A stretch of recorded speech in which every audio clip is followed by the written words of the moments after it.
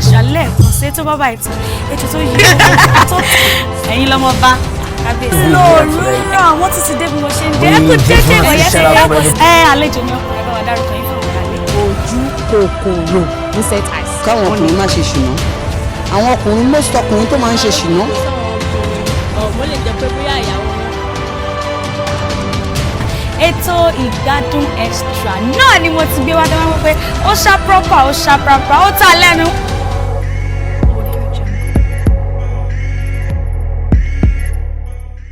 The merciful God, ọba tó ṣeré fún mi tó ṣeré fún ẹ tó ṣeré lójoojúmọ́ ọba kan má tì ká lẹ́yìn kò jẹ́ ronú ibi rárá.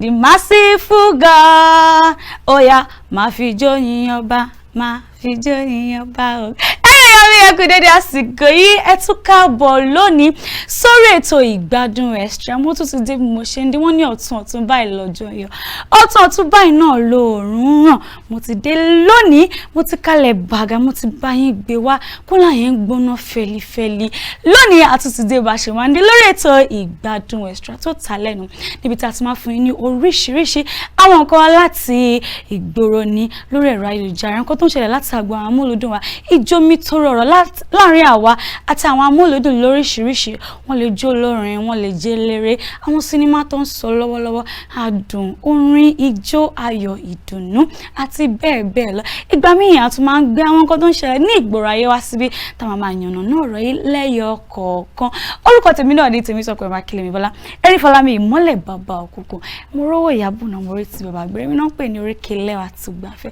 títí ológe tó mọ nǹkan tó ń sọ nígboro mo máa ń sọ fún yín àsìdè alt bẹ́ẹ̀ náà la ṣe máa ń gbé wá fún yín back to back tó bá ṣe ń ṣẹlẹ̀ nígboro àwọn ní hesitate láti gbé wá fún yín a ní ìdá tí máa fi mú fílẹ̀ kiri á mọ wọn nǹkan yín náà máa gbé wá fún yín. Lónìí àlejò mi ti wà níkàlẹ̀ amúlòdùn ni wọ́n ọkùnrin tó dúdú bíi kóró oṣin àmọ́ ká tó ṣe aṣọ lójú àlejò mi ẹ jẹ́ ká sáré lọ sókè lọ́hùn ẹ má ti yí kúrò ńbẹ̀.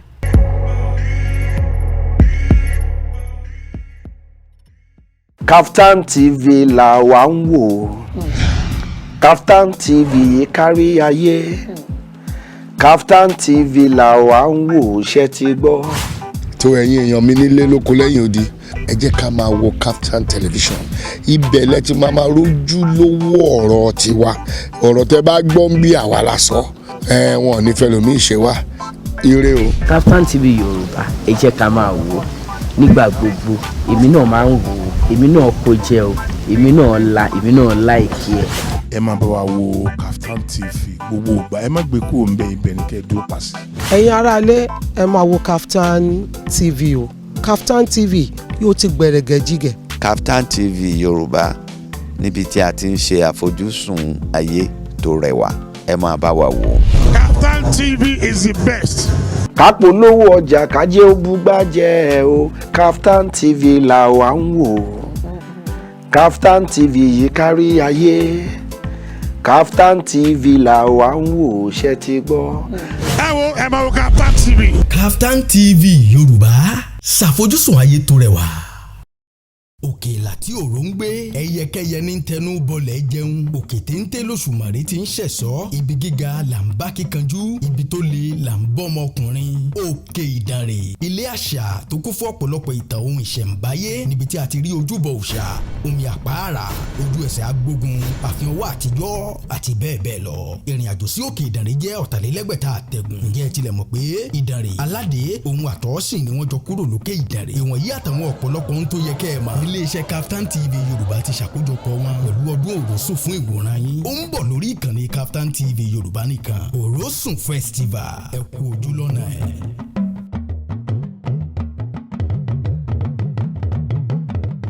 KAFTAN TV Yorùbá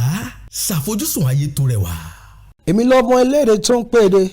ọmọ olórin tó ń kọrin mo tún ti gbára mi ràn dé o ẹ bá mi mú jó ẹ̀yin mi tẹ́ wọn wà nílé èmi ni ọmọ yín Sàdémọ́lá Suzy Ògúnsìsì ẹ wo. ojú tẹ fi wò wá ní fọ o. lórí KAFTAN TV Yorùbá la wà ṣàfojúsùn ayé tó rẹwà ẹ wo ẹ má yí kúrò ń bẹ̀ ó pọ̀ gan. KAFTAN TV Yorùbá ṣàfojúsùn ayé tó rẹwà.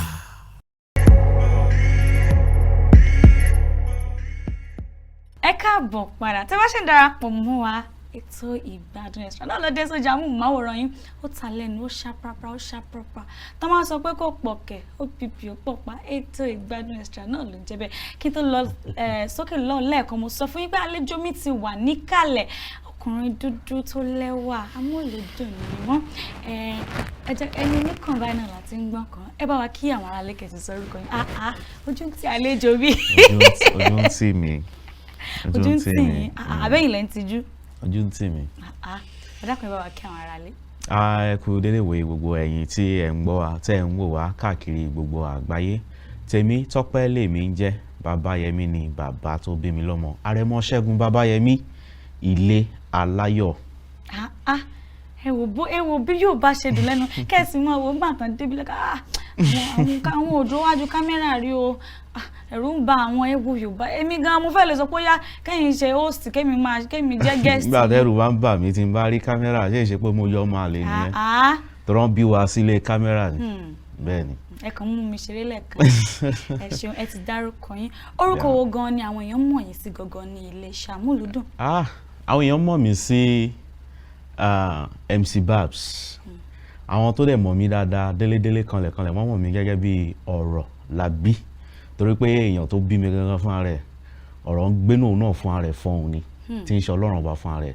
tó wá pọ̀ ọ̀rọ̀ yẹn tó pọ̀ sínú bàbá tó pọ̀ ọ̀rọ̀ sí èmi lẹ́nu torí tí n bá wà lórí stage máa ń kí ara mi pé èmi lọ́mọ elédè lójúde elédè ní gbàgede ibi tẹ́jọ́ ta ló sọ pé kò pọ̀ kẹ́ ẹjọ́ oríkì yẹn inú mi ó bẹ ṣe kí sí sáré kí orí mi kàn gbá bẹ́ẹ̀ ni pé mi lẹ́ ń kí ọmọ olúwo ní yín gangan. ọmọ Ìsábà ní Ìkọ̀lé local government. ìlú bo nìyẹn wà o.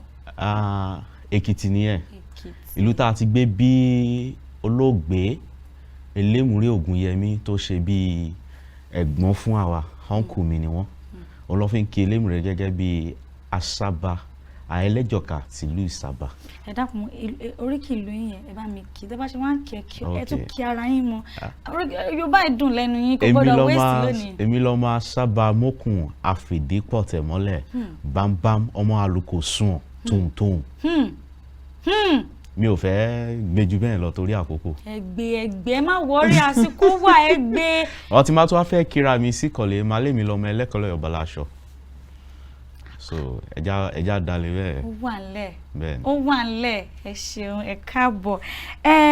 mo ti bèrè orúkọ yín ẹ ti bá mi kí ara yín fún àwọn ará ilé àti bẹ́ẹ̀ ẹ tún sọ oríṣiríṣi bẹ́ẹ̀ ṣe ń kàn ń kíra yín Yorùbá tẹ̀ kàn ń kíra yín yẹn gan ń dùn mọ́ mi inú ẹ sọ pé orúkọ tí wọ́n mọ̀ yín sí ní iléeṣẹ́ amúlùdùn náà ni MC Babs báwo gan ni orúkọ yìí báwo ló ṣe jẹyọ.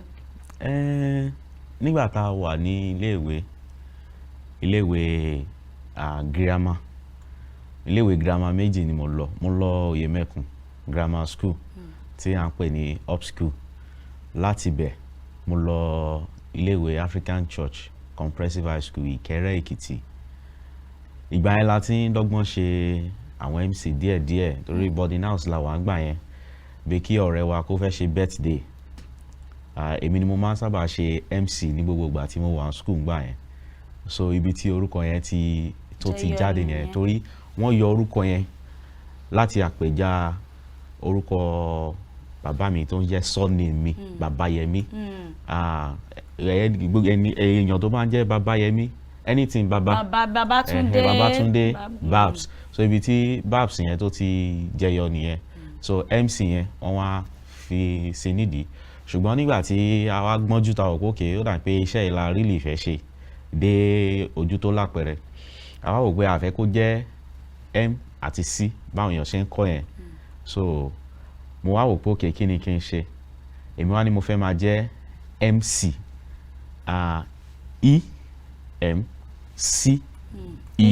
E so tó bá lẹ́nibọ́dì tó fẹ́ kọ orúkọ mi àbí tó fẹ́ pè mí síbi kan tó wò pé wọ́n fẹ́ kọ orúkọ mi síbẹ̀ mo máa jẹ́ kó máa yọ wọn pé kì í ṣe olóyìnbó máa sọ pé trademark ti tèmi nìyẹn so MC Babs ọ̀rọ̀ làbí. ẹ ṣeun lọ́pọ̀lọpọ̀ lóòótọ́ ẹ ti sọmọ́rọ̀ àmọ́ ó tún máa wò mí kẹ́ bá mi yànnà náà ọ̀rọ̀ yẹn délẹ̀ báwo gan lẹ ṣe bẹ̀rẹ̀ gbáwo gan lẹ decide pé iṣẹ́ yìí mo fẹ́ fi jẹun àti pé báwo ni ìrìn àjò yín gan láti pàtẹ́ ti bẹ̀rẹ̀ báyìí. kì í ṣe nǹkan tí ó rí lè gbogbo ìrìn àjò náà ni ó máa ní ibi tó ti bẹ̀rẹ̀ tó ti wọ́ bẹ̀rẹ̀ gẹ́gẹ́ bí mo yẹ sọ lẹ́ẹ̀kan àbánilé ni àbánlẹ̀ ni lẹ́ẹ̀kan sí ìbà kó máa jẹ́ ti bá mi ambassador Babayemi Ṣẹ́gun Babs tó fèdè tó fohùn tó fi sí mi lẹ́nu tó ní kí n máa sọ̀rọ̀ tó ní kí n máa sọ̀rìn ìṣó tí Ọlọ́run bá sì fi àṣẹ sí nígbà táwa kéré ọ̀dọ̀ wọn ni mo dàgbà sí so nígbà tí mo kéré tí mo sì máa ń tẹ̀lé wọn lọ sí òde àríyá mo rántí lọ́jọ́ kan tí wọ́n fẹ́ ṣe ayẹyẹ kan wọ́n pè ní Ilé Aláyọ̀ fans club nígbà yẹn ọdún tó ti pẹ́ so olóògbé Gbénga Adébóyè ló jẹ́ bí alága ní ayẹyẹ yẹn nígbà yẹn ní Àkúrẹ́ ibẹ̀ mo ti wá wò pé mo fẹ́ràn bí Gbénga Adébóyè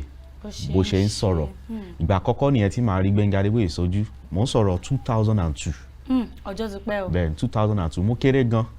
bá kí n wà ní bóyá GS1 àbí GS2 ńgbà yẹn mo pé bí Gbénga Adébóyè ṣe ń sọ̀rọ̀ yìí mo fẹ́ràn ẹ̀ Gbénga Adébóyè wà ń bẹ̀ Fábùnmi Òkèmẹ̀sí gbogbo wọn yẹn gbà yẹn àti gbogbo àwọn tó kọ́ wọn rìn tẹ̀lé Gbénga Adébóyè wá láti Èkó kódà láti Ìbàdàn Báṣọ̀run Gbóyèga làwà Yẹ̀rú Ọ̀kín àwọn náà wá láti Ìbàdàn gbà yẹn àwọn Babayemi Ṣóǹdé Jìgàn Kàlà gbogbo wọn gbà yẹn so wọ́n ṣe ń sọ̀rọ̀ ńgbà yẹn mo pé mo máa fẹ́ràn bí wọ́n ṣe ń sọ̀rọ̀ ọ pé Jésù fúnra rẹ̀ ti sọ ọ́ ní wòlíì òkè níyì ní ìlú ara ẹ̀ kódà mi ò tètè rí gẹ́gẹ́ bí nǹkan tó yẹ kí n ṣe because lóòótọ́ mo ń gbé pẹ̀lú Ilé Aláyọ̀ mo ti wà pẹ̀lú Ilé Aláyọ̀ àwọn sọ̀rọ̀sọ̀rọ̀ ńgbà yẹn lóńdó bọ̀ ṣùgbọ́n nígbà táwọn yẹn wá láti Èkó láti Ìbàdàn interest yẹn tún wá jẹyọ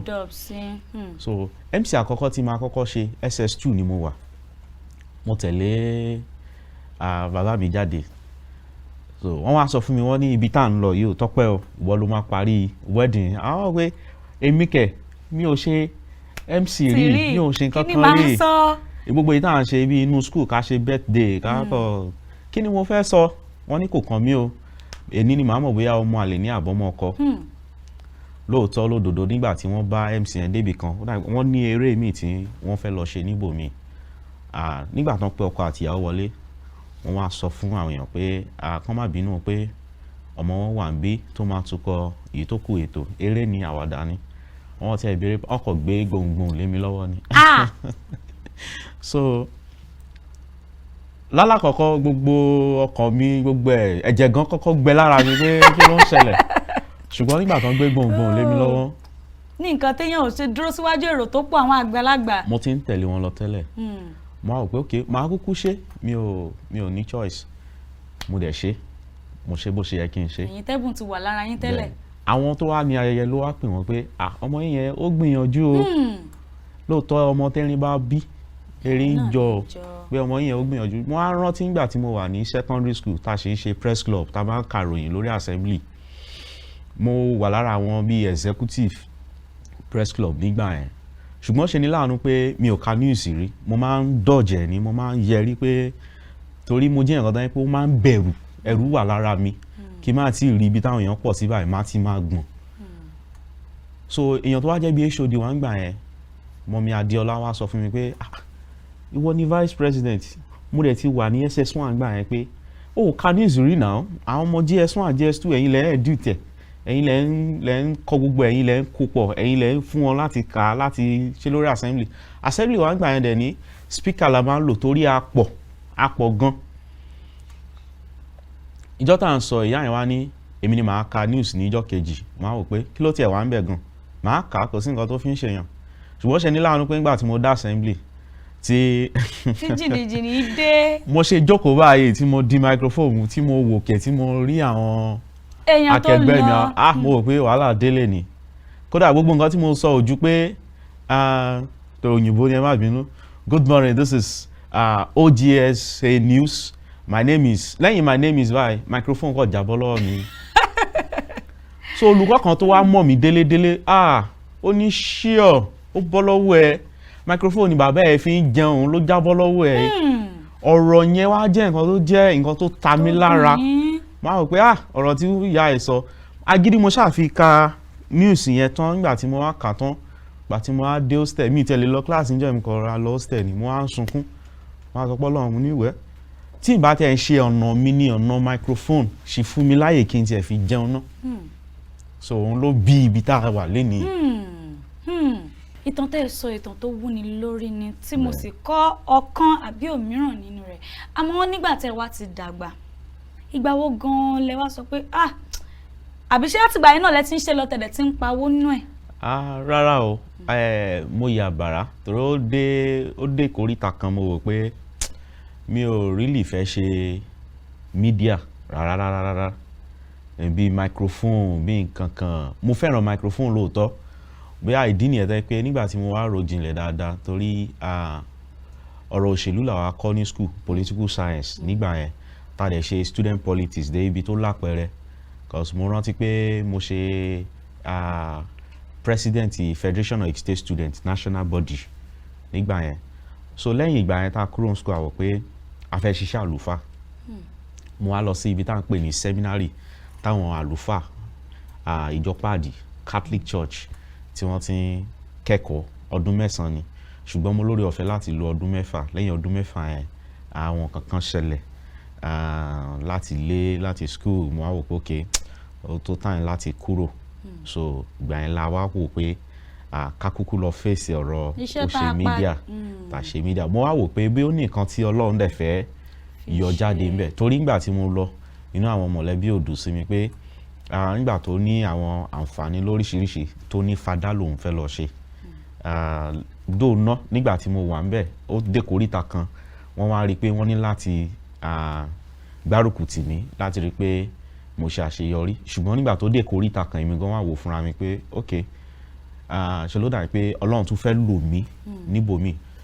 méjèèjì náà iṣẹ́ microphone náà ni gẹ́gẹ́ bí àlùfáà wà lo microphone gẹ́gẹ́ bí MC wà lo microphone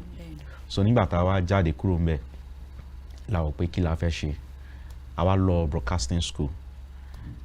bí ọdún kan nígbà tá a máa lò bí ọdún kan tá a gba certificate it's a diploma program actually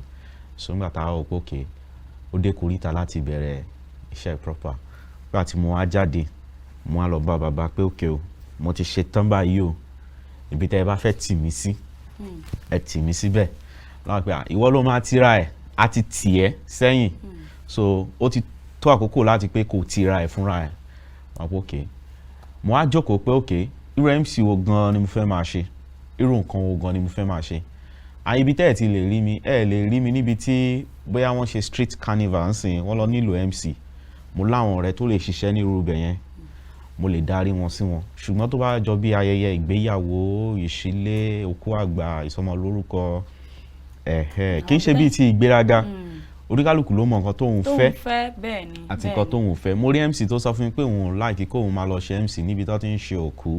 òkú àgbà ẹlòmíà sọ fún yín pé òun ò really fẹ́ràn ìgbéyàwó bẹ́ẹ̀ yẹn pé but àwọn bòmíì òun lè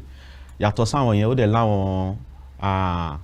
àṣeyẹ lóríṣiríṣi tó yàtọ̀ sáwọn nǹkan tí mo ti dárúkọ yẹn táwọn yẹn náà á tún pè é sí so nígbà tí mo rí i pé òkè ó dà pé trademark yẹn ti ń jinlẹ̀ díẹ̀díẹ̀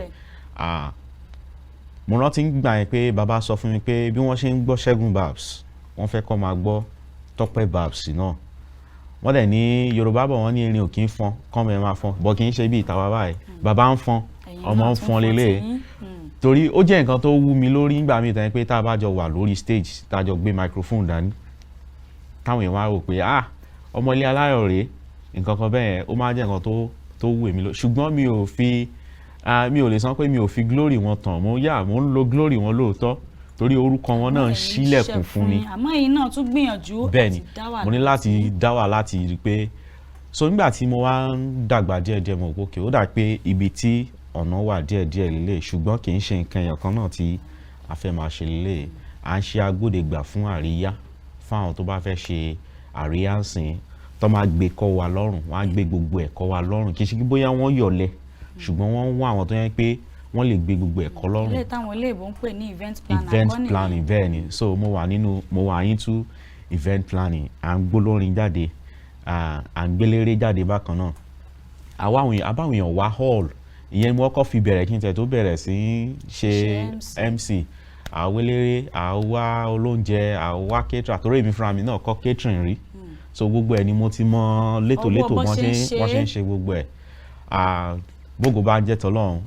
à ń ṣe program lórí rédíò náà bẹ́ẹ̀ ni lórí ìkànnì bẹ́ẹ̀ ni lórí ìkànnì bíi méjì ṣe bẹ́ẹ̀ ṣe yọ lẹ́nìí tí mo ti rí dírẹ́sì yín látòkè délẹ̀ pẹ̀lú fìlà yín àwọn tó bá ti ń wọrú fìlà yìí ẹ̀bùn pọ̀. so à ń ṣe ètò lórí ìkànnì bíi méjì tó jẹ́ Yorùbá program àdẹ̀ṣe ń tẹ̀lé bàbá náà ìyẹn ò sọ pé bí a torí pé a ti mọ̀nà sí káwọn pé a ti dọ̀gá rárá o ó sì láwọn ètò ó sì láwọn tó yẹ pé ìgbà míì wà tó yẹ pé tí n bá ní òde àríyá tí n bá mọ̀ pé wọ́n ṣàríyá ń bi báyìí mo lè wọṣọ kí n lọ kì í ṣe pé bóyá mo fẹ́ lọ jẹun ṣùgbọ́n MC tó ń bọ̀ ń bẹ̀ yẹn ó ní anointing tí mo fẹ́ lọ tap lára ẹni yẹn so n bá dẹ̀ ti lọ bẹ̀ pẹ̀lú bírò àti pépà mi nǹkan tí má tuntun rí bẹ̀ máa tún kọ́lẹ̀ díẹ̀díẹ̀ pẹ̀lú ògo Ọlọ́run àti oore ọ̀fẹ́ Ọlọ́run náà àánà ti lọ́mọ bíi 3 tá a ti fi sọ́nà ìdí iṣẹ́ yìí kódà níjẹta yìí ni arábìnrin kan tẹ̀ wá bá mi ní ọ́fíìsì tó sọ pé òun fẹ́ kọ́ bọ́n ṣe ń ṣe alága àdúró alága àjókòó ẹ má gbàgbé mò ń ṣe alága àdúró mò ń ṣe alága àjókòó náà. ewu gan lẹ ṣe ẹ̀yin nìkan ni caterer ẹ̀yin nìkan event planner ẹ̀yin nìkan lẹ ń gbólórin ẹ̀yin lẹ ń ṣiṣẹ́ lórí TV. so mo wá sọ fún mo ní inú mi á dùn tó bá kọ MC mo ní because mo ní tẹ́ ẹ bá dẹ́kọ̀ ẹ ráwọn obìnrin tó ń ṣe MC fún ayẹyẹ ìgbéyàwó ìṣílé mo ní ṣùgbọ́n ní side ibi tá a wà wọ̀nyí agídí lè máa fi rí obìnrin tó ń ṣe MC yàtọ̀ sáwọn tó ń ṣe event host red carpet mo ní rárá o ó yẹ ká gbé kúrò lórí stage yẹn kó dé level tó yẹ pé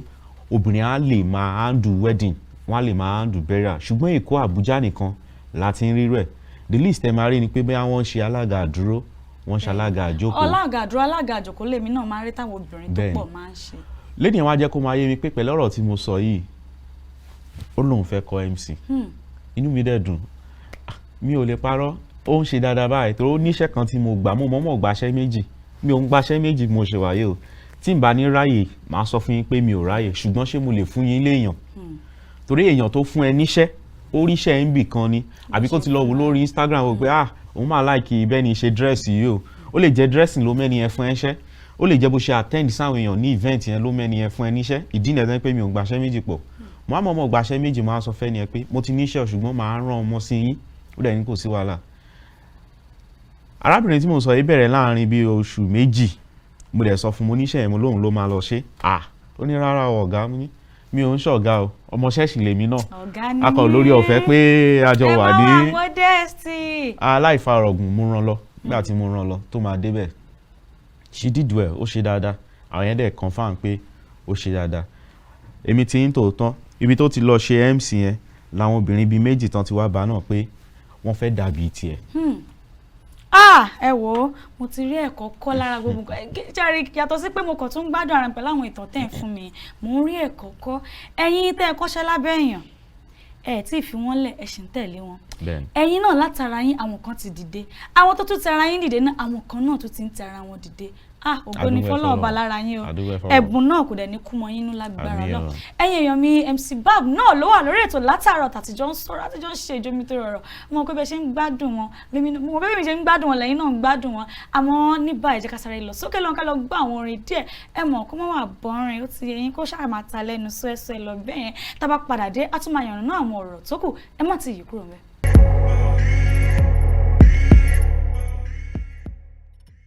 KAFTAN TV Yorùbá ṣàfojúsùn ayé tó rẹwà. èmi lọ́mọ eléré tó ń pèdè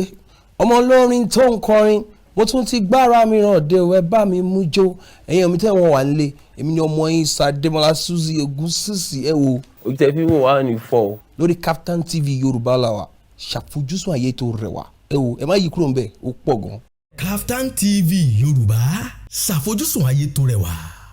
òkèlà tí òró ń gbé ẹyẹkẹyẹ ní tẹnu bọlẹ̀ jẹun òkè téńté lóṣùmàrè ti ń ṣẹ̀sọ́ ibi gíga là ń bá kíkanjú ibi tó le là ń bọ́ ọmọkùnrin òkè ìdànrè ilé àṣà tó kún fún ọ̀pọ̀lọpọ̀ ìtàn ohun ìṣẹ̀ǹbáyé níbi tí a ti rí ojúbọ òòṣà omi àpáàrà ojú ẹsẹ̀ agbógun àfihàn owó àtijọ́ àti bẹ́ẹ̀ bẹ́ẹ̀ lọ ìrìn àjò sí òkè ìdànrè jẹ́ 4,600 àtẹ̀gùn ǹjẹ́ ẹ tilẹ̀ mọ̀ pé ìdànrè aládé ohun àtọ́sìn ni wọ́n jọ kúrò lókè ìdànrè ìwọ̀nyí àtàwọn ọ̀pọ̀lọpọ̀ ohun tó yẹ kẹ́ ẹ mọ̀ iléeṣẹ́ KAFTAN TV Yorùbá ti ṣàkójọpọ̀ wọn pẹ̀lú ọdún Òrósùn fún ìwòran yín ó ń bọ̀ lórí ìkànnì KAFTAN TV Yorùbá nìkan Òrósùn Festival ẹ kú ojú lọ́nà ẹ̀.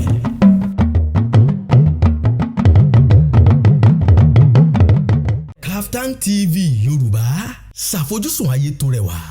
èmi lọ́mọ eléré tó ń pèdè ọmọ olórin tó ń kọrin mo tún ti gbára mi ràn dé o ẹ bá mi mú jó ẹ̀yin mi tẹ́ wọ́n wà nílé èmi ni ọmọ yín Sàdémọ́lá Suzy Ògúnsìsì ẹ wo. ojú tẹ fi wò wá ní 4. lórí KAFTAN TV Yorùbá la wà ṣàfojúsùn ayé tó rẹwà ẹ wo ẹ má yí kúrò ń bẹ̀ ó pọ̀ gan. KAFTAN TV Yorùbá ṣàfojúsùn ayé tó rẹwà.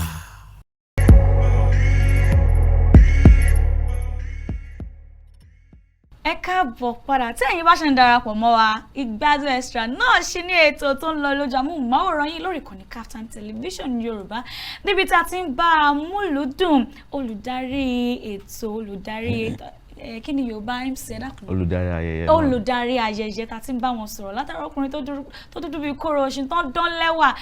aṣọ ọrùn wọn gan-an àwọn ọ̀tọ̀ tó ń dẹ̀ ń sọ lẹ́nu bẹ́ẹ̀ náà ló ń wúni lórí táàrin ẹ̀kọ́ kọ́ látàárọ̀ Emcee bá ẹ̀kọ́ àtàárọ̀ lónìí ṣé ń gbádùn mi torí mi ń gbádùn yín. èmi gan gbádùn yín mo gbádùn yín gan. ẹ tàn mí hàn seriously. àlejò mi ti dá nǹkan lẹ́ o ẹ ṣeun a ti tó bíi tabaníkà kà lé ní èjì ẹ̀ta bí ọdún mélòó gan báyìí lẹ ti ń ṣiṣẹ́. lálálà fìbọ̀ a ti máa ka bíi láti 2006 sí ìta wáyé yàtọ̀ sí pé bóyá àyàbàrá pẹ̀lú pàtó yàbàrá yẹn gan-an gbogbo bí tá a yà sí yẹn náà a tún darí ayẹyẹ bẹ́ẹ̀ náà ni ìgbà tí mo wà ní sẹ́mínárì mo lórí ọ̀fẹ́ láti wà ní communication department ká gbé kámẹ́rà ká ṣe interview fáwọn èèyàn bí a school láyẹyẹ tán ṣe tá a bá tún gbé kámẹ́rà yẹn tán tá a ṣe interview tán àwa la tún jókòó tá a tún edit ẹ̀ ẹ̀yin gangan ló yẹ ká máa pè ní media torí gbogbo ẹ̀ ká báyìí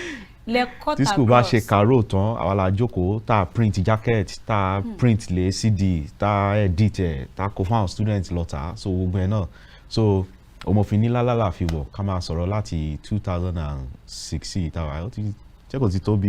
15 years bẹ́ẹ̀ so a dúpẹ́ fọ́lọ́run. ẹ kò ṣe èmi gbà fún yín tá bá ní ká wo láti ìgbà tẹ́ tí wàá bẹ̀rẹ̀ títí dé ibi tẹ́ wà yìí báyìí ṣé a lè sọ pé gbogbo nǹkan tó wù yín láti achieve nídìí iṣẹ́ yìí gbogbo àfojúsùn yín òun náà lẹ ti rí àbí àwọn nǹkan ṣì wà níwájú tó ṣì wù yín láti achieve. rárá mi ò lè sọ pé mo ti achieve nǹkan tí mo fẹ́ achieve o torí ẹ̀yin lẹ mọ̀ mí àwọn tó wà nílé ò mọ̀ mí so nígbà táwọn tó wà nílé bá mọ̀ mí tó jẹ́ pé ní nídà tí máa dárúkọ ara yín gan mọ́. bẹ́ẹ̀ni because àwọn Emcee kan wà ń sìn lórílẹ̀‐èdè wa míì ìtawà tẹ́ pé wọ́n need láti ẹ̀ṣẹ̀ máa fi wọ́n hàn ó ní kòríta kan téèyàn á dé téèyàn mọ̀ pé yes òun ti dé kòríta yẹn ẹlòmíì gan tún dé kòríta rẹ̀ pé òun ò tí ì débi tóun fẹ́ dé bẹ́ẹ̀ni because ọ̀pọ̀lọpọ̀ ìpèníjà náà ló wà lẹ́nu ìdíṣẹ́ wọ̀nyí tẹ́ńpà náà ti kojú sẹ́yìn àìmọye ayẹyẹ tá a ti lọ́ngbà tá a sì kéré tá a tẹ̀ tí dàgbà tó yẹ tí mi tẹ̀ tí ní bọ́dì tó yẹ mo ti lọ kan rí tẹ́yẹ pé Èkó ni adébẹ̀ ní bí a bí past 11 lálẹ́ bọ́kọ ìyàwó ṣe gbé mi débẹ̀ ó introduce mi ọ̀rọ̀ tí mo sọ ó dà pé mo wà ní bóyá 100 level nígbà yẹn ó introduce mi fún ìyá ìyàwó pé Emcee wa ọ̀la nìyí o ìyá ẹni ta ni bàbá ẹ̀ ń kọ́ torí mo kéré gan gbà yẹn ó ní bàbá ẹ̀ ń kọ́ mo ní mọ́mì wọn wà nílé ìbọ́lọ́mọ ilé aláyọ̀ ni ẹ̀ mo ní bẹ́ẹ̀ ni bàbá ẹ̀ ń kọ́ mo lè mi mo fẹ́ ṣe iṣẹ́ ìyá ẹni kíni ìyá ò sọ̀rọ̀ mọ́ nígbà tó dijọ́ kejì tá a dé hall mo rò pé nígbà tóun náà wàá gbọ́ àwọn àṣàyàn èdè ọ̀rọ̀ tó ń jáde ìyá yẹn láti wá bá mi lórí stage pé ọmọ mi má bínú mi mọ̀ pé ọ̀rọ̀ dá lẹ́nu ẹ tó yìí kódà ìgbà tí mo sọ yìí rà pé ó fún mi ní bóyá bíi ẹgbẹ̀rún méjì kí n fi kún owó mọ́tò mi padà sílé àìmọye irú ẹ̀ adé ti lọ́kàn náà rí tán pé bàbá ìyàwó fọ́ etí wa náà lórí stage náà kí ló ṣẹlẹ̀ níjọ́ yẹn ni wípé gẹ́gẹ́ bí ọ̀rọ̀ ìgbéyàwó ìdílé ọkọ ló máa ń fi chairman lẹ̀ ìdílé ìyàwó a fi chairperson chairlé ìdílé so mo rò pé bàbá ìyàwó ní èèyàn tó gbajúmọ̀ tó invite ó fún mi lórúkọ ẹ̀ bàbá ọkọ ó fún mi lórúkọ náà ọkọ fún ààrẹ náà ó fún mi lórúkọ chairman wá di chairman mẹ́ta èèyàn tí bàbá ọkọ fún mi jẹ́ olóṣèlú tó lórúkọ Èkìtì ni wedding yẹn ti ṣẹlẹ̀ iye èèyàn tí bàbá ọkọ náà fún mi náà olóṣèlú tó lórúkọ kódà àwọn méjèèjì tán fún mi láti bàbá ọkọ láti bàbá ìyàwó wọ́n wá já àwọn tó ń dupò sínétọ̀ àwọn méjì ló dẹ̀ wà ní ìgbéyàwó yẹn eléyìí fẹ́ kí n pẹ́ ni gẹ́gẹ́ bí chairman eléyìí fẹ́ kí n pẹ́ ni gẹ́gẹ́ bí chairman ọkọ ìyàwó wá pè mí pé orúkọ tòun ní kí n lò ta lọ́kọ́ dẹ̀ fún mi ọ̀gá ẹ̀ níbi tó ti ń ṣiṣẹ́ tí ò tiẹ̀ lórúkọ tí wọ́n mọ̀. ibi tó yẹ kíjà ti parí nù àbí. ọkọ ìyàwó ló pè mí kì í ṣe bàbá ìyàwó kì í dẹ̀ ṣe bàbá ọkọ. mo dẹ̀ announce bàbá ọkọ bàbá ìyàwó dẹ̀ pè mí kó tiẹ̀ pè mí síta orí stage níbẹ̀ ló ti wá bá mi. chára ẹ dání orúkọ tí mo fún ẹ kíní kan kí n tó mọ ohun tó ṣẹlẹ̀. gbòò mo dẹ̀ dọ̀bálẹ̀ pẹ̀lú agbára tó wà lọ́rùn mi dádì ẹ má bínú sí mi. mo wá ṣẹ̀ṣẹ̀ wá ṣàlàyé fún pé bí wọ́n ṣe ń ṣeré still náà wọn ì tí gbọ́ mi ṣùgbọ́n àwọn ìdílé olóyìn ẹ kó rí bẹ́ẹ̀ kíní kan bí a ti sọ̀rọ̀ ni bàbá ọkọ náà dé orúkọ tí mo fún ẹ kọ́ mi ní kó má bínú. so mo wá lo ọgbọ́n àti mọ̀ láàrin ìṣẹ́jú àyà mo kàn sáré bọ́ọ̀lù sọ̀rọ̀ ni olúwa kí ni kí n ṣe. mo wá gbóhùn létí mi pé ṣé báyìí ok nígbà tí mo ti pe chairman tán mo wá sọ àwọn méjèèjì di substantial chairman kí wọ́n bá síjà mo dẹ̀ gbé wọn wá sí orí high table. mo wá gbìyànjú pé olóṣèlú méjèèjì tó ń dùgbò yẹn tó jẹ́ chairman ọ̀tún chairman òsì kán jókòó sí ẹ̀gbẹ́ ara wọn. kódà mi ò pè wọ́n lọ́tọ̀ọ̀tọ̀ mo pè wọ́n pọ̀ wọ́n wá jọ jáde àwọn méjì wá di mi ò fẹ́ dárúkọ àwọn méjì wá di ọwọ́ ara wọn mú jáde síta tí ò ṣẹlẹ̀ rí. ìmọ̀ ní kú mọ yín lágbára Ọlọ́run ọ̀rọ̀ tẹ́ ẹ sọ yìí ó kọ́ mi lọ́gbọ́n o ó kọ́ mi lọ́gbọ́n gidigidi ni onírẹ̀lẹ̀ ọkàn ní tó bá jẹ́ mi ẹ mọ́ jẹ́ ń parọ́ fún yín mọ́ ṣe gbá mi létí yẹn máa tọrọ fi máìkì mi ò kí ń pẹ́ kéè máa fi máìkì lẹ̀ máa dẹ̀ máa lọ lé wa ní kó ojú yẹn lọ. àgínní wa fẹ́ ṣe àwọn tí ò wá san wa láti bí oṣù kẹ àwọn ará àwọn tí ò tí san wa láti bí ọdún méjì sẹ́yìn tí ò sọ balance kí la fẹ́ ṣe ṣàfẹ́ bínú sí wọn. inú mi tẹ̀ mẹ́nu lórí àwọn lẹ́yìn àwọn ìṣòro tẹ́ ti dárúkọ tẹ́ ti sọ yìí nítorí pé mo mọ̀ wípé àwọn tó bá wà nílé tó jẹ́ pé ó wù wọ́n láti bẹ̀rẹ̀ iṣẹ́ yìí tàbí tó yẹ pé wọ́n ti ń ṣe iṣẹ́ yìí tán tí wọ́n báwo lọ ọ̀nà wo la fẹ́ gbégbà ọ̀nà wo la fẹ́ gbégbà àwọn challenges wo gan àwọn ìdojúkọ wo gan yàtọ̀ sáwọn ilé tẹ́ ti dárúkọ yìí pẹ̀lú wọn náà ló wà nídìí iṣẹ́ amúlùdùn tẹ̀yàn láàyò yìí. Challenges ìdojúkọ tó wà ń bẹ̀ pọ̀ bọ̀ nǹkan tèmi àkọ́kọ́ sọ fún èèyàn tó bá fẹ́ ṣe iṣẹ́ ẹ̀ ni wípé ẹ má kọ́kọ́ wo tówó iṣẹ́ kọ́ lówó iṣẹ́ kọ́ lówó rárá mo láwọn ọ̀rẹ́ tó pọ̀ tó yẹ pé kò sí wíkẹ̀ndì kan tí wọn kì í lọ síṣẹ́ ṣùgbọ́n èmi máa ń sàn kankan fún wọn pé kì í ṣe iṣẹ́ téèyàn bá lọ ńgbà míì ó lè lọ́ṣẹ́ bíi 4 lóṣù kan kí n lọ́ṣẹ́ ẹyọ kan kówó tèmi gbà ní iṣẹ́ ẹyọ kan yẹn kó san owó iṣẹ́ 4 yẹn lọ so táwọn èèyàn bá ń post pé wọ́n lọ́ṣẹ́ báyìí wọ́n ṣe báyìí kò kí ń bọ́dà mi gan mo máa wọ̀ pé nǹkan tó kọ́kọ́ máa ń wá sí mind mi pé èló ló gbà then most of àwọn celebrities wa tán lórúkọ ẹlòmíì mi ò fẹ́ sọ pé mi ò fẹ́ lo Yorùbá tí ò tọ́nà pé ìgbàkúgbà lẹ́lòmíì ń gbaṣẹ́ bẹ́ẹ̀ ni ìgbàkúgbà ẹlòmíì ò dẹ̀ understand nǹkan tó ń pè ní pé wọ́n invite MC wá sí wedding mo ti bá celebrities ṣiṣẹ́ tó pọ̀ dáadáa ọ̀pọ̀lọpọ̀ wọn ò tiẹ̀ mọ ìlànà ètò tó yẹ kí ìgbéyàwó tó yẹ kó lọ tó yẹ pé àwa la ẹ̀ṣẹ̀ máa débẹ̀ tá a lórúkọ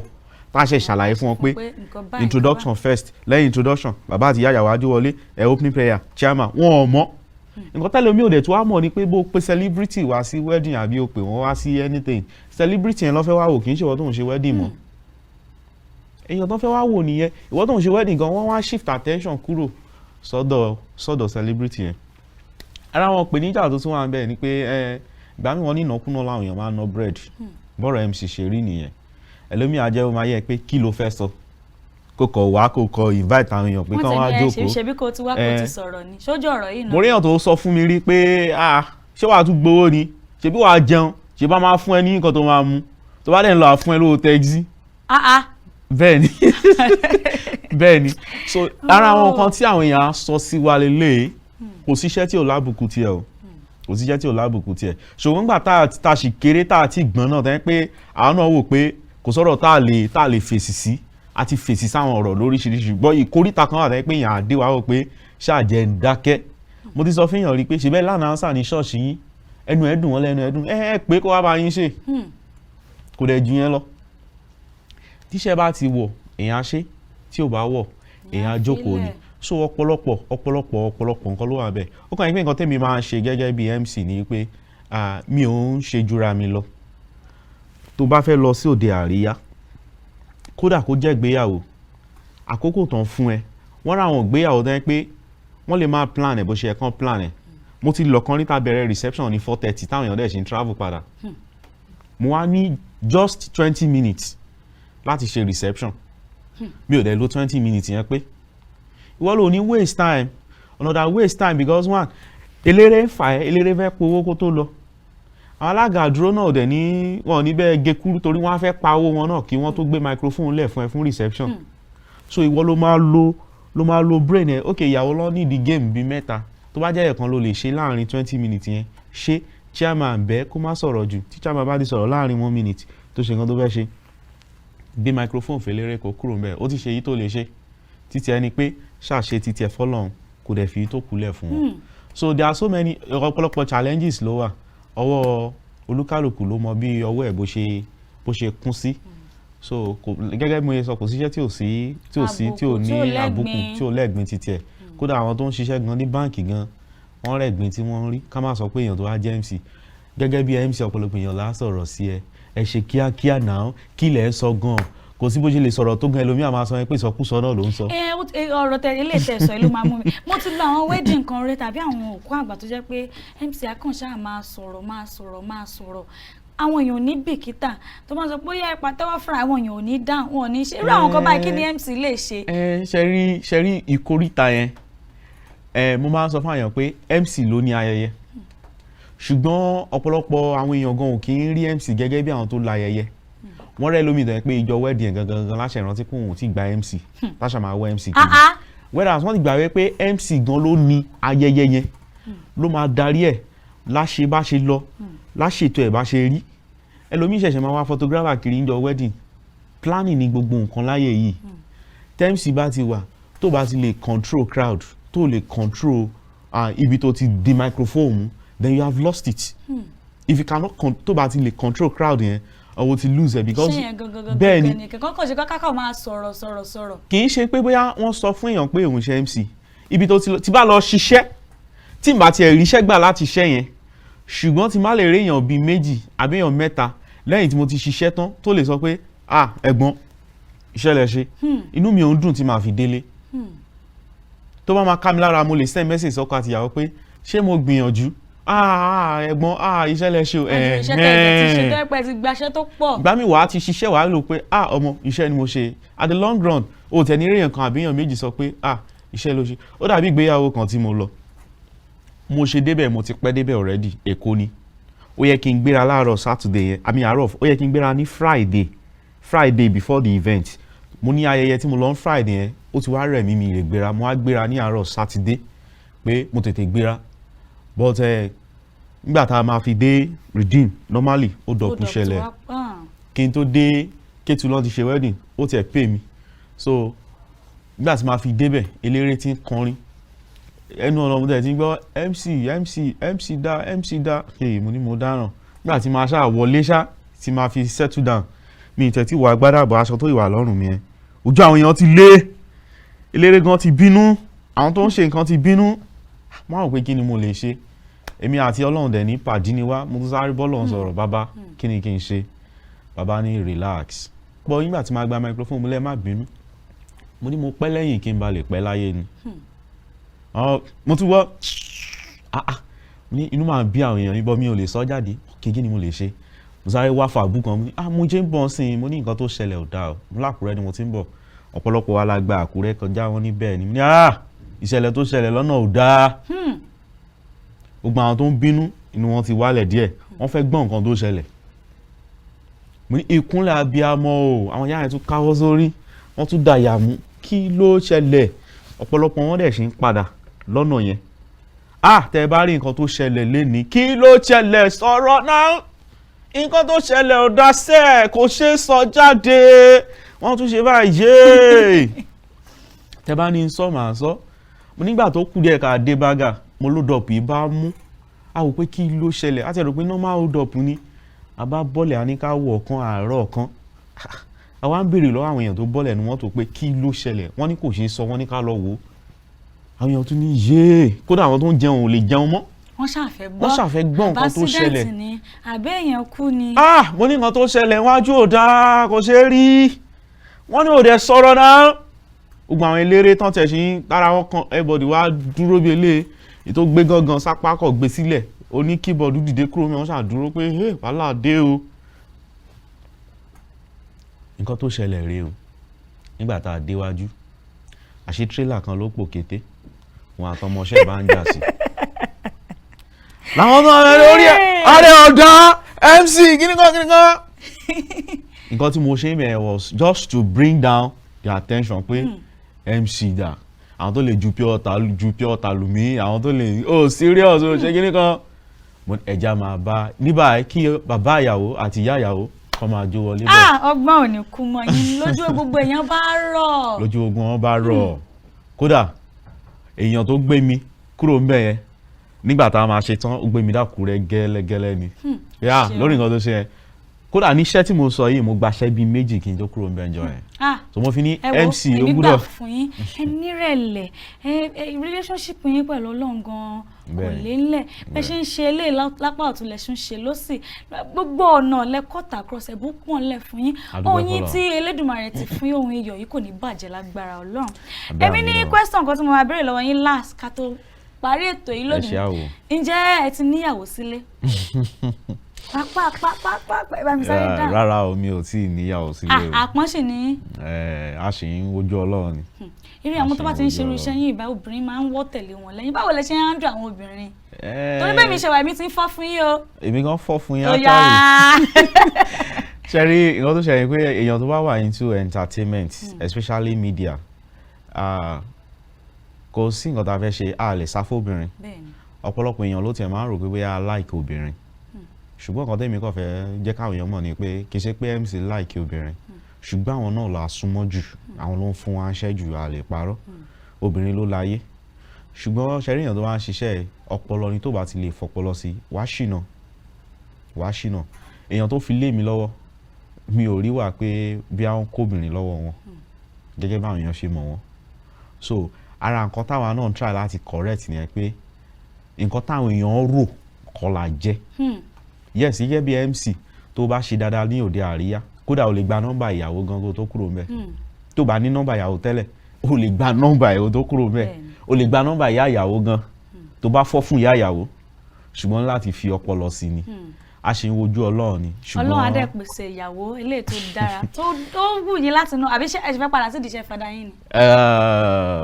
ẹ má padà o. tọ́lọ̀ máa fẹ́ o. ẹ má padà ẹ ti dùn jù lọ́kùnrin ẹ má padà. MC Babs ẹ ṣeun lénìí. ṣé ní gbogbo àwọn ọ̀rọ̀ tẹ́ ti sọ ẹ̀ẹ̀kan jẹ́ ká ní ìgbádùn nìkan ẹ tún kọ́ wa lẹ́kọ̀ọ́ lọ́tún lọ́sì ẹ ṣeun. ní àkótán báyìí kí wàá ní ìmọ̀ràn yín fáwọn aráalé àwọn tó wù wọ́n láti bẹ̀rẹ̀ iṣẹ́ àwọn tó ti wà nínú iṣẹ́ àti àwọn tó jẹ́ pé àlejò tó pé àwọn gan-an máa ń pe MC kí ni ìmọ̀ràn yín fún gbogbo wọn lápapọ̀. àwọn tí màá kọ́kọ́ sọ ni pé àwọn tó ń wò mí ẹ ṣọ́ra fún MC 10,000 20,000 Ọlọ́run wà pẹ̀lú yín o ṣùgbọ́n àwọn tó bá fẹ́ ṣiṣẹ́ yìí tí wọ́n wò pé ọ̀tọ̀ ni abínibí ọ̀tọ̀ ni pé kéèyàn tún ní ability ìyá lóòótọ́ wọ́n bí àwa sínú ẹ̀ ni ṣùgbọ́n àwa fi ability kún ẹlòmíì wọn ò bí sínú ẹ̀ ṣùgbọ́n tó wò pé òun nífẹ̀ẹ́ sí kinní òun fẹ́ dàbí èèyàn báyìí òun fẹ́ dàbí èèyàn báyìí ṣùgbọ́n nǹkan kan lèmi fẹ́ sọ fún àwọn tó ń wò mí as an MC gẹ́gẹ́ bí MC tó wáyé pé o fẹ́ máa wo fídíò àwọn MC fi máa lọ sí stage ni you will miss it out try to develop like what I do nǹkan tèmi máa ń ṣe ni pé máa develop jokes mi around ibi tí n bá wà because mo máa ń believe pé tó wáyé pé mo ti wo MC performance èèyàn kan àbí èèyàn méjì ohun tí mo fẹ́ wá sọ yẹn nínú àwọn bíi 100 àwọn bíi 70 ti gbọ́ rí so kò ní tà létí wọn mọ́ so ohun tí mo máa ń ṣe ni pé tí n bá ti dòde àríyá bóyá ìyàwó tóbi ju ọkọ lọ ibi tí mo ti máa kọ́kọ́ mú ọkọ ni pé báwo ló ṣe toast àǹtí gan-an pẹ̀lú wọ́n ṣe tó yìí mo ti yọ nǹkan kan jáde níbẹ̀ bẹ́ẹ̀ so mọ nǹkan tó ń ṣe tó bá yẹ nǹkan tó really fẹ́ ṣe nìyẹn bọ́lọ̀ ń sọ̀rọ̀ Ọlọ́run first God first kọ́lọ́run darí ẹ̀ tọ́lọ́run bá ti darí ẹ̀ then assignment titi ẹ jókòó láti ṣe dáadáa ẹ tó bá ti jókòó láti ṣe dáadáa then set a paradigm shift for yourself pé ohun tí mo fẹ́ ṣe ní ohun tí mo fẹ́ dà ní bí mo ṣe fẹ́ ṣe ti tèmi lélẹ́yìn Ọlọ́run wà pẹ̀lú ẹ.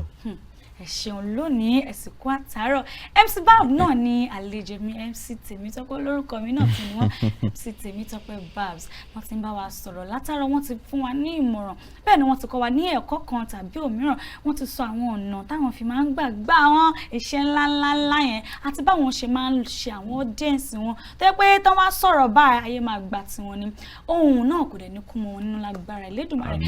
àti wá wà ní ìparí ètò lónìí ẹ̀yin èèyàn mi ẹ jẹ́ ká tún pàdé lọ́jọ́ mi ọjọ́ rẹ níbi tá a ti máa yànnà náà ọ̀rọ̀ tá a ti máa gbé àwọn amúlùdùn wá lóríṣiríṣi wá fún yín orúkọ tèmi kò tí ì yípadà Tèmítọ́pẹ́ ọmọ Akínlẹ́mìbọ́lá náà lórúkọ tèmi ǹjẹ́ ẹ bá ní ọ̀rọ̀ kan tàbí òmíràn tẹ́ fẹ́ fi kún ọ̀rọ̀ tá a ti sọ lónìí ìmọ̀ràn ní àbí tẹ́ fẹ́ kàn sí èmi tàbí àlejò mi ẹ pè mí lórí nọ́mbà yìí